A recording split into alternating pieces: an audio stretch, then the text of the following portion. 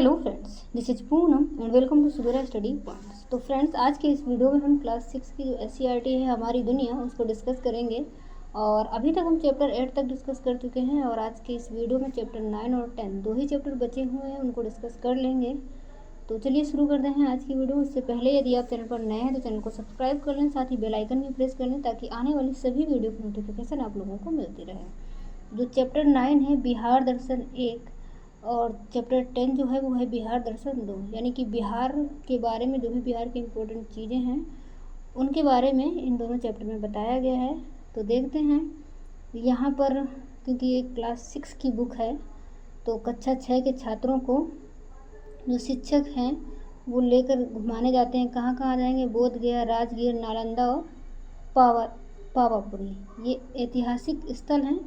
इन जगहों पर छात्र जाएंगे और वहाँ की जो भी इम्पोर्टेंट चीज़ें हैं उनको सभी बच्चे देखेंगे। तो सबसे पहले बच्चे पहुँचते हैं बोध गया, और बोध गया में ही है महाबोधि मंदिर। तो इसको याद रखना है कि जो महाबोधि मंदिर है ये कहाँ पर है? बोध गया में है, गया के बोध गया में। और इस मंदिर को विश्व धरोहरों में गिना जाता है। इस मंदिर में ध्यानरत बुद्ध की प्रतिमा के दर्शन के बाद सबने मंदिर के पीछे स्थित बोधि वृक्ष को देखा। इस वृक्ष के नीचे गौतम बुद्ध को ज्ञान की प्राप्ति हुई, तत्पश्चात वे गौतम बुद्ध कहलाए। तो क्या याद रखना है कि जो महाबोधि मंदिर है, इस मंदिर को सबसे पहले तो विश्व धरोहरों में गिना जाता है। और इसी मंदिर के पास ही पीपल का एक वृक्ष है जो कि फाल्गु नदी के किनारे, वहाँ पर इनको ज्ञान की प्राप्ति हुई थी। और जिस वृक्ष के नीचे इनको ज्ञान की प्राप्ति हुई थी वो बोधि वृक्ष कहलाने लगा था। पीपल का एक पेड़ है और उस वृक्ष के नीचे इनको ज्ञान की प्राप्ति हुई थी तो वो बोधि वृक्ष कहलाया और इनको ज्ञान की प्राप्ति हुई, तभी से ये गौतम बुद्ध कहलाने लगे थे। आगे हम देखते हैं कि इस मंदिर के बगल में स्थित मुचलिंद सरोवर में बच्चों ने मछलियों को दाना खिलाया। तो ये जो मंदिर बना हुआ है महाबोधि मंदिर, इसी परिसर में एक मुचलिंद सरोवर भी है। काफ़ी अच्छा मंदिर बना हुआ है और आप लोग कभी आइएगा तो देखिएगा ज़रूर। और उसी मंदिर के परिसर में एक मुचलिंद सरोवर भी बना है। काफ़ी अच्छा मंदिर है, आप लोग कभी आइएगा, गया तो ज़रूर देखिएगा। और ये महाबोधि मंदिर और मुचलिंद सरोवर भी। मुचलिंद सरोवर में गौतम बुद्ध की एक प्रतिमा बनी हुई है। और ऐसा कहा जाता है कि जब गौतम बुद्ध मतलब ध्यान कर रहे थे ज्ञान की प्राप्ति के लिए, तभी आंधी पानी आता है तो उस टाइम एक सांप उनकी रक्षा करता है, मतलब सांप उनको ढक लेता है ऊपर से। तो ऐसा ही बना हुआ है उस सरोवर में। सरोवर के बीचों बीच गौतम बुद्ध की प्रतिमा बनी है और सांप उनको ऊपर से ढके हुए हैं। तो ये मुचलिंद सरोवर याद रखना है कहाँ पर है, ये भी बोध गया में ही है और महाबोधि मंदिर के बगल में ही स्थित है। मंदिर के इर्द गिर्द कई देशों ने भगवान बुद्ध की मंदिरें भी बनवा रखी हैं, क्योंकि कई देश हैं जो बौद्ध धर्म को मानने वाले हैं। तो जो भी कई देश ऐसे हैं बौद्ध धर्म को मानते हैं तो उन्होंने बोध गया में ही थोड़ी थोड़ी दूर पर बहुत सारे मंदिर भी बनवा रखे हैं। वो भी काफ़ी अच्छे अच्छे मंदिर हैं, देखने लायक हैं। आगे हम बात करते हैं कि फल्गु नदी के तट पर स्थित विष्णुपद मंदिर देखने पहुँचे। उसके बाद यानी कि जो बोध गया में महाबोधि का मंदिर देखा, उसके बाद फाल्गु नदी के तट पर स्थित है विष्णुपद। यहाँ भगवान विष्णु के पद चिन्ह हैं। इस मंदिर को काले पत्थरों से रानी अहिल्याबाई ने बनवाया था। तो याद रखना है कि जो विष्णुपद मंदिर है ये एकदम फाल्गु नदी के तट पर बना हुआ है, बिल्कुल ही किनारे है। और यहाँ पर भगवान विष्णु के पद चिन्ह मिलते हैं। और ये जो मंदिर है ये काले पत्थरों से बना हुआ है और किसने बनवाया है? रानी अहिल्याबाई ने। प्रतिवर्ष अश्विन महीने के कृष्ण पक्ष में यहाँ पितृपक्ष का 15 दिनों के लिए मेला लगता है। देश के कोने कोने से आकर लोग अपने पूर्वजों के मोक्ष प्राप्ति हेतु यहाँ पर पिंडदान करते हैं। तो ये भी याद रखना है। और उसके बाद अब बात कर लेते हैं राजगीर के बारे में। तो राजगीर भी काफ़ी अच्छी जगह है। यहाँ पर गर्म जलकुंड मिलेगा आपको। राजगीर में ये पूछा जाता है कि जो गर्म जलकुंड है कहाँ है, तो राजगीर में है। राजगीर चारों ओर पहाड़ियों से घिरा हुआ है और इन पहाड़ियों में गंधक है, इसलिए यहाँ से गर्म पानी का स्राव होता है। और इसके अलावा मनियार मठ और जरासंध का अखाड़ा, ये भी आपको याद रखना है। मनियार मठ कहाँ पर है? राजगीर में। जरासंध का अखाड़ा राजगीर में। और शांति स्तूप, ये भी काफ़ी अच्छा है, हम गए हुए हैं यहाँ पर। शांति स्तूप मतलब जो राजगीर है इसको घूमा हुआ है, अच्छी जगह है, घूमने लायक है। शांति स्तूप पर भी गए थे। शांति स्तूप पर जाने के लिए एक रोपवे से पहाड़ों पे आप जा सकते हैं, या पैदल के लिए भी रास्ता है, लेकिन उससे थोड़ा टाइम लगेगा। तो रोपवे से आप आसानी से जा सकते हैं और काफ़ी अच्छी जगह है ये। तो राजगीर के बारे में क्या क्या याद रखना है कि जो राजगीर है चारों तरफ पहाड़ियों से घिरा हुआ है और पहाड़ियों में गंधक है। तो यहाँ पर जो गर्म जल कुंड भी बताया ना, तो इस गंधक की वजह से ही जो पानी है वो गर्म पानी का स्राव होता है। मनियार मठ और जरासंध का अखाड़ा याद रखना है।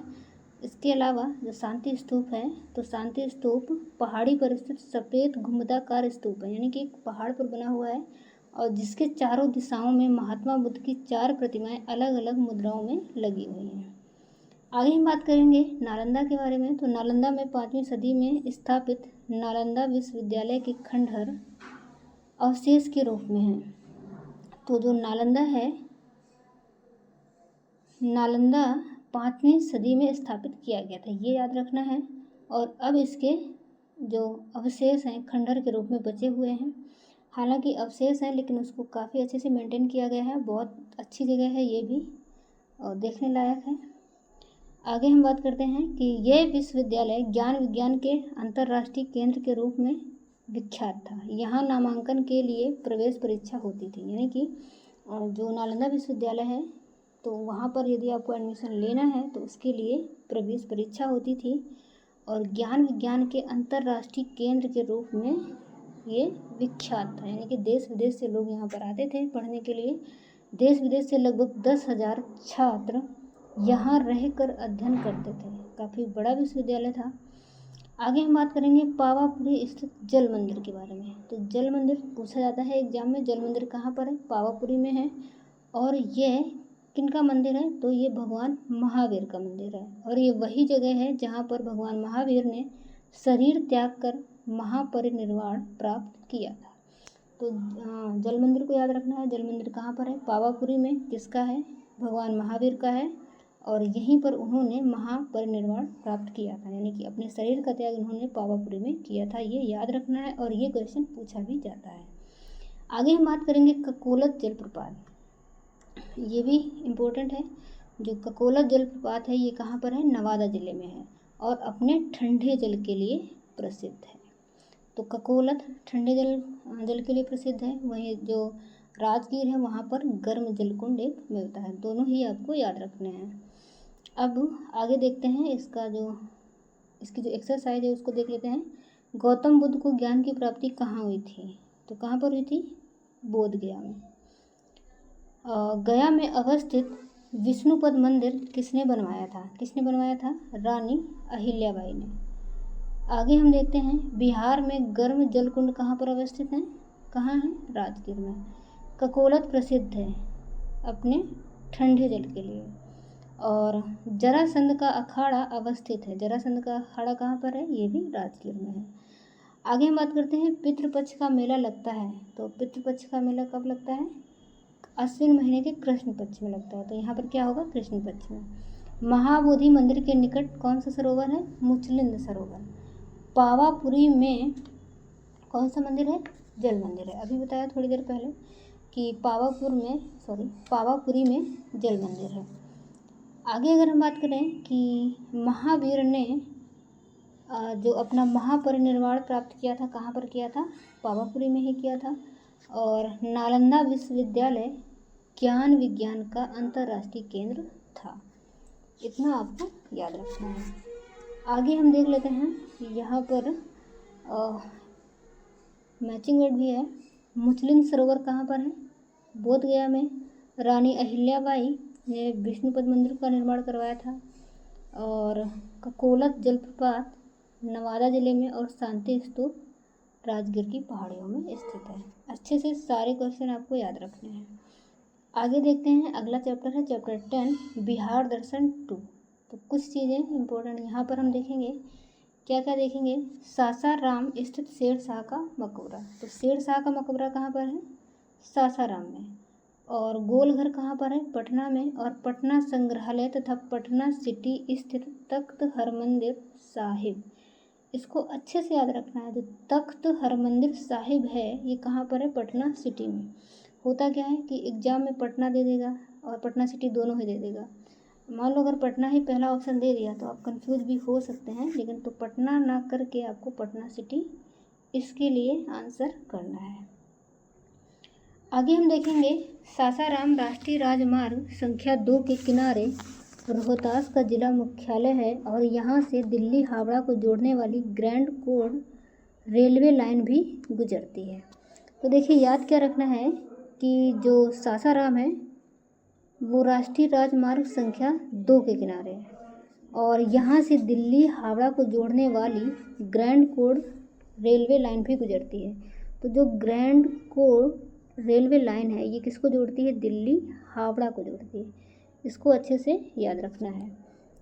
आगे हम बात करते हैं कि आगे देख लेते हैं, यहाँ पर थोड़ा सा शेरशाह के बारे में दिया गया है, इसको देखते हैं।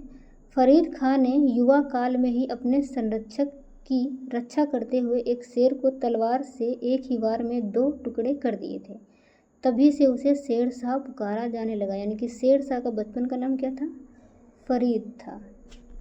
उसके बाद हम शेरशाह के बारे में और कुछ भी थोड़ा सा जान लेते हैं। शेरशाह ने हुमायूं को हटाकर भारत की गद्दी पर कब्जा कर लिया था। यह मकबरा शेरशाह ने अपने जीवन काल में ही बनवाना प्रारंभ कर दिया था।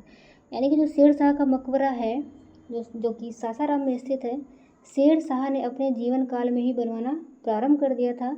और यह मकबरा अष्टकोणी है। याद रखना है मकबरा कैसा है? अष्टकोणी है, सासाराम में है और शेरशाह ने अपने जीवन काल में ही इसको बनवाना प्रारंभ कर दिया था। और लाल पत्थरों से बना हुआ है। मकबरे की जो छत है वो गोल गुम्बद के रूप में है। कैसे पत्थरों से बना है? लाल पत्थरों से। और जो छत है वो गोल गुम्बद के रूप में है। और ये मकबरा एक तालाब के बीचों बीच है। वहाँ तक जाने के लिए बीचों बीच एक पुलिया मुख्य द्वार से मकबरा तक बनी हुई है। और इसके अलावा यह मकबरा भारतीय पुरातत्व सर्वेक्षण विभाग के संरक्षण में है। तो कुछ चीज़ें याद रखनी है। शेरशाह का जो मकबरा है सासाराम में है, अष्टकोणी है, छत गोल गुम्बद है, लाल पत्थरों से बनवाया गया है और शेरशाह ने अपने जीवन काल में ही इसको बनवाना प्रारंभ कर दिया था। आगे देखते हैं। ये देखिए गोलघर जो कि पटना में है, इसको भी याद रखेंगे। आगे देखते हैं तो गोलघर की गोल दीवारों पर एक सूचना पट लगी है जिसमें गोलघर के संबंध में कई जानकारियाँ दी गई हैं। उसमें लिखा है कि इसका निर्माण कैप्टन जॉन गोल्डस्टीन ने 1786 ईस्वी में अनाज के सुरक्षित भंडारण के उद्देश्य से करवाया था। तो देखिए याद रखना है एक तो कि गोलघर कहाँ पर है? पटना में स्थित है। और इसका निर्माण किसने करवाया था? कैप्टन जॉन गोल्डस्टीन ने करवाया था 1786 ईस्वी में। और किस उद्देश्य से करवाया था? तो अनाज के सुरक्षित भंडारण के लिए, ताकि कभी दुर्भिक्ष या अकाल पड़े तो इस अनाज की मदद ली जा सके, इस अनाज से लोगों की मदद की जा सके। आगे ये जो गोलघर है, दीवारें इसकी 12 फीट मोटी और 96 फीट ऊंची हैं, इसको भी याद रख लेना है। आगे बात करते हैं महात्मा गांधी सेतु दिखाई पड़ता है। तो महात्मा गांधी सेतु के बारे में आपको कुछ चीज़ें याद रखनी है कि जो महात्मा गांधी सेतु है ये कहाँ पर है? गंगा नदी के किनारे है, पटना में स्थित है, ये याद रखना है। आगे बात करते हैं एक श्री कृष्ण मेमोरियल हॉल जो कि गांधी मैदान में है और ये भी पटना में ही है। यानी कि पटना के गांधी मैदान में श्री कृष्ण मेमोरियल हॉल है जो कि एक ऑडिटोरियम है, याद रखेंगे आप। आगे हम बात करते हैं गोलघर के निकट ही पटना संग्रहालय स्थित है। तो जो पटना संग्रहालय है ये गोलघर के निकट ही स्थित है और पटना संग्रहालय का जो भवन बना है वो राजस्थानी शैली में बना हुआ है, इसको भी आप लोग याद रख लेंगे। आगे अगर बात करें तो इसका जो मुख्य भवन था, तो मुख्य भवन में घुसते ही एक विशाल पेड़ रखा हुआ था जो लगभग 5000 वर्ष पुराना था। तो जो संग्रहालय था पटना का, उसके जैसे ही मुख्य भवन में बच्चे गए तो उन्होंने लगभग 5000 वर्ष एक पुराना पेड़ देखा। तो ये पूछा जा सकता है कि पटना संग्रहालय में कितने हजार वर्ष पुराना पेड़ रखा हुआ है? तो 5000 वर्ष पुराना। और इसके अलावा भगवान बुद्ध तथा जैन तथा मौर्य काल की महत्वपूर्ण मूर्तियाँ, सिक्के और बर्तन भी यहाँ पर रखे हुए हैं। क्या क्या? भगवान बुद्ध और जैन, इसके अलावा मौर्य काल की जो महत्वपूर्ण मूर्तियाँ हैं, सिक्के हैं, बर्तन संग्रहालय में हैं। आगे यहाँ पर एक राजेंद्र कक्ष बना हुआ है। वहाँ राष्ट्रपति के समय में राजेंद्र प्रसाद को मिले उपहारों एवं वस्तुओं को स्मृति के रूप में रखा गया था। तो राजेंद्र प्रसाद को जो भी उपहार या वस्तुएं मिली थी उनको स्मृति के रूप में यहाँ पर रखा गया है। राजेंद्र कक्ष बना हुआ है। वहाँ पत्थर की एक सुंदर सी मूर्ति भी थी। कहाँ पर? संग्रहालय में। तो वो मूर्ति थी जिस पर यक्षिणी लिखा हुआ था, यानी कि यक्षिणी की मूर्ति मिली है। ये पूछा जाता है कि यक्षिणी की जो मूर्ति है वो कहाँ से मिली है। तो ये मूर्ति मिली है दीदारगंज से, और दीदारगंज कहाँ पर है? पटना में है। ये आपको याद रखना है कि जो यक्षिणी की मूर्ति है दीदारगंज से मिली है, एंड दीदारगंज है कहाँ पर? पटना में है। आगे हम देखते हैं तख्त हरमंदिर साहिब, पटना सिटी। ये याद रखना है कि जो तख्त हरमंदिर साहिब है ये कहाँ पर है? पटना सिटी में है, और पटना सिटी में गुरु गोविंद सिंह जी का जन्म स्थान है। तो गुरु गोविंद सिंह का जन्म स्थान कहाँ है? पटना सिटी में, और इसे श्री हरमंदिर साहिब गुरुद्वारा कहते हैं। जो उनका जन्म स्थान है उसे क्या कहते हैं? तख्त श्री साहिब गुरुद्वारा कहते हैं। सफ़ेद संगमरमर से बनाया गया है, और ये सिखों का प्रसिद्ध तीर्थ स्थल है, क्योंकि वह उनकी जन्मस्थली है, उनके गुरु की। तो जो भी सिख धर्म को मानने वाले होंगे उनके लिए वो प्रसिद्ध तीर्थ स्थल रहेगा। गुरु गोविंद सिंह के जन्म दिवस पर यहाँ पर भव्य मेला लगता है, देश विदेश से लोग आते हैं। और इसके अलावा यहाँ पर लंगर भी चलता है, जहाँ लोगों को निःशुल्क भोजन करवाया जाता है। तो इतनी चीज़ें याद रखनी है। अब देख लेते हैं इसकी जो एक्सरसाइज है। गुरु गोविंद सिंह का जन्म स्थान है, कहाँ पर है? तो देखिए ये है पटना सिटी में। गोलघर कहाँ अवस्थित है? पटना में। दीदारगंज कहाँ पर है? तो ये कहाँ पर है? पटना में है। गोलघर का निर्माण में करवाया गया था, यानी कि गोलघर का निर्माण कब करवाया गया था? तो ये करवाया गया था 1786 में। अभी पीछे पड़ चुके हैं। शेरशाह का मकबरा कहाँ पर है? सासाराम में। पटना स्थित संग्रहालय में वर्ष पुरानी विशाल पेड़ की डाल रखी थी। तो कितने वर्ष पुरानी थी? 5000 वर्ष। यक्षिणी की मूर्ति में मिली थी, कहाँ पर? दीदारगंज में। तख्त श्री हरमंदिर ये कहाँ पर स्थित है? पटना सिटी में। शेरशाह का मकबरा कैसा है? अष्टकोणीय है। और ग्रैंड कोड रेलवे, इसको बताया ना कि किसको किसको जोड़ती थी? दिल्ली से हावड़ा को। और गोलघर का निर्माण ने करवाया था, यानी कि किसने करवाया था? जॉन गॉलस्टेन ने। इतनी चीज़ें आपको याद रखनी हैं। आगे देख लेते हैं गुरु गोविंद सिंह। इसके लिए क्या हो जाएगा? गुरु गोविंद सिंह, पटना साहिब और पटना संग्रहालय जो बना था, इसमें राजेंद्र कक्ष एक था, और गोलघर बनवाया गया था अनाज के भंडारण के लिए, एंड जो रोहतास है ये सासाराम। इतना हो जाएगा। तो आज की वीडियो में इतना ही रखते हैं, और क्लास 6 की जो हमारी दुनिया है ये कंप्लीट हो चुकी है। अब अगले वीडियो में हम क्लास 7 की जो SCERT है हमारी दुनिया, उसको स्टार्ट करेंगे। तो आगे हम मिलेंगे अगले वीडियो में। तब तक के लिए bye bye and take care.